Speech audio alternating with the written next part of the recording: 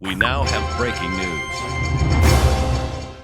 Johor Bahru, seorang amah warga Indonesia dan suaminya yang membunuh majikan dijaga mereka 3 tahun lalu dijatuhkan hukuman 35 tahun penjara oleh Mahkamah Tinggi di sini hari ini.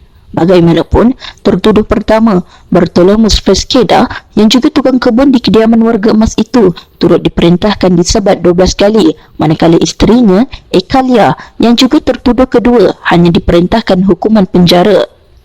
Hakim Dato' Abu Bakar Katar dalam penghakimannya berkata, keputusan itu mengambil kira dan menimbangkan Akta Pemansuhan Hukuman Mati Mandatori 2023. Mahkamah ini turut mengambil kira kenyataan impak mangsa dan fakta kes yang dibentangkan pendakwaan serta prinsip-prinsip penghukuman. Mahkamah ini menjatuhi hukuman.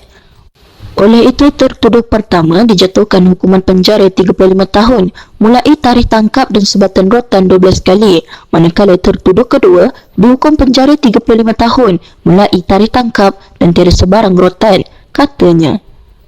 Terdahulu, kedua-dua tertuduh dilihat tenang dan hanya memandang ke lantai apabila hakim membacakan keputusannya itu.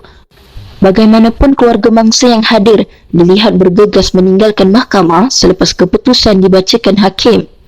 Pada 29 November lalu, Ekalia dan Bartolomeus Fresqueda yang kedua-duanya berusia 23 tahun menukar pengakuan mereka kepada bersalah atas tuduhan membunuh majikan dijaga mereka 3 tahun lalu. Kedua-dua tertuduh dituduh secara bersama-sama membunuh Lauyena, 73 tahun, di sebuah rumah di Pamrizat Senai, Kulai, kira-kira jam 2 petang pada 17 Mac 2020. Mereka didakwa mengikut Seksyen 302 Kanun Keseksaan yang membawa hukuman gantung sampai mati atau penjara minimum 30 tahun atau maksimum 40 tahun dan 12 sebatan. Pada prosiding minggu lalu, rakaman kamera litar tertutup CCTV kejadian mengerikan itu telah disiarkan dan menyebabkan ahli keluarga mangsa tidak dapat menahan sebab. Mengikut fakta kes, berdasarkan siasatan dan analisis CCTV itu, tertuduh pertama dan kedua membunuh mangsa dengan menggunakan cangkul kecil yang mempunyai 2 mata tajam.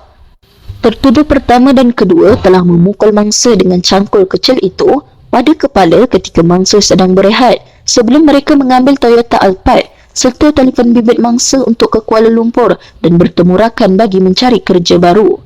Kedua-dua tertuduh ditahan di sebuah restoran di Damansara sebelum hasil analisis patologi mendedahkan punca kematian mangsa adalah kerana luka tetap berganda di kepala. Pendakwaan dikendalikan Timbalan Pendakwa Raya Muhammad Syafiq Muhammad Ghazali, manakala dua tertuduh diwakili Peguam Oi Pen Lin dan SLB.